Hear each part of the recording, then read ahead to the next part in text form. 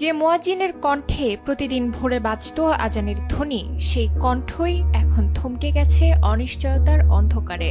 জামায়াতের নির্বাচনী প্রচারণায় অংশ নেওয়ার অভিযোগে সিরাজগঞ্জে একটি মসজিদ থেকে চাকরিচ্যুত করা হয়েছে মুয়াজ্জিন মোহাম্মদ ইব্রাহিম সরকারকে।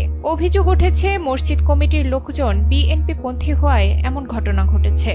সংসারের অবস্থা ভালো না, নদী ভাঙ্গা এলাকার মানুষ আমি, আর স্ত্রী মারা গেছে।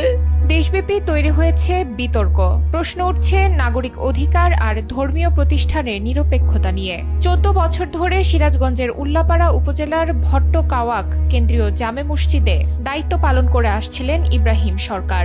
স্থানীয়দের ভাষ্য অনুযায়ী গত 31 জানুয়ারি তিনি বাংলাদেশ জামাতে ইসলামের প্রার্থী মাওলানা রফিকুল ইসলামের পক্ষে প্রকাশ্যে নির্বাচনী প্রচারণায় অংশ নেন। এ সময় মাইক হাতে একটি পথসভায় বক্তব্য দিতেও দেখা যায় তাকে। আমার হলো উল্লাপাড়া সদর 9 নম্বর ওয়ার্ড, আমার হলো ভোটার।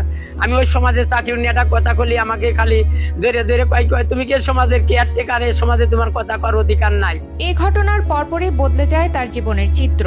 ইব্রাহিম সরকারের অভিযোগ, কোনো ধরনের লিখিত নোটিশ বা পূর্ব সতর্কতা ছাড়াই মসজিদ কমিটির সিদ্ধান্তে তাকে দায়িত্ব থেকে অব্যাহতি দেওয়া হয়েছে। এতে পরিবার নিয়ে তিনি পড়েছেন চরম সংকটে। দীর্ঘদিন ধরে ধর্মীয় দায়িত্ব পালনের পর হঠাৎ করে উপার্জনের পথ বন্ধ হয়ে যাওয়ায় ভবিষ্যৎ নিয়ে দুশ্চিন্তায় রয়েছেন তিনি। আমি দ্বিতীয় পর্যায়ে বললাম যে আমার কাছে কিছু টাকা পাবেন। আমার স্ত্রী মারা গেছিল, আগের স্ত্রী 3টে বেটা একটা বিটি, বিয়ে শাদী একজনেরও হয় নাই।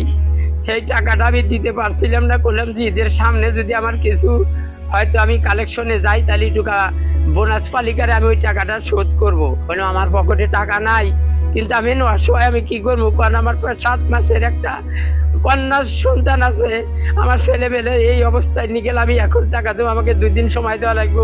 বললো না, আমি সময় দেবো না, এখন টাকা না দিলে বানবো। তবে মসজিদ কমিটির পক্ষ থেকে দেওয়া হয়েছে ভিন্ন ব্যাখ্যা।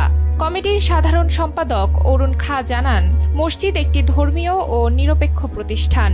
মসজিদের দায়িত্বে থাকা কেউ কোনো রাজনৈতিক দলের পক্ষে প্রকাশ্যে প্রচারণায় অংশ নিতে পারেন না।